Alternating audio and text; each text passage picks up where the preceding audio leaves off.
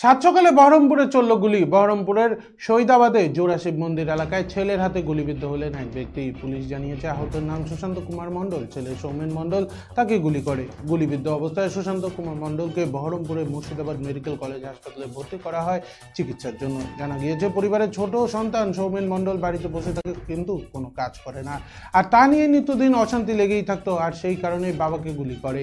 বাবা সরাসরি অভিযোগ করেছে ছেলের বিরুদ্ধে। বাবার বুকের উপরে গুলি লাগে। গুরুতর আহত অবস্থায় বহরমপুরের মুর্শিদাবাদ মেডিকেল কলেজ হাসপাতালে চিকিৎসাধীন রয়েছেন তিনি। ঘটনার খবর পেয়ে ঘটনাস্থলে পৌঁছয় পুলিশ। সমগ্র ঘটনার তদন্ত শুরু করেছে পুলিশ প্রশাসন। গুলি করেছে। আমি আপনাকে কে গুলি করলো? ছড়রা চিনতে পারলে তো বলেই দিতে হবে। কোথায় হয়েছে ঘটনাটা? জোড়াশিব মন্দির। জোড়াশিব মন্দির। আজ কি হয়েছে? আজকে তো ওখানে আপনি ছিলেন? 5:30 আমি যাচ্ছিলাম। মানে কিসের জন্য মারলো? কিছু কে মারলো চিনতে পেরেছেন? আমার আইডিয়া আমার ছোট ছেলে করিয়েছে এটা। কেন? ও এর আগেও আমাকে একবার 2007-এ কেন কেন কারণ মার্ডার করেছিল। কারণটা কি?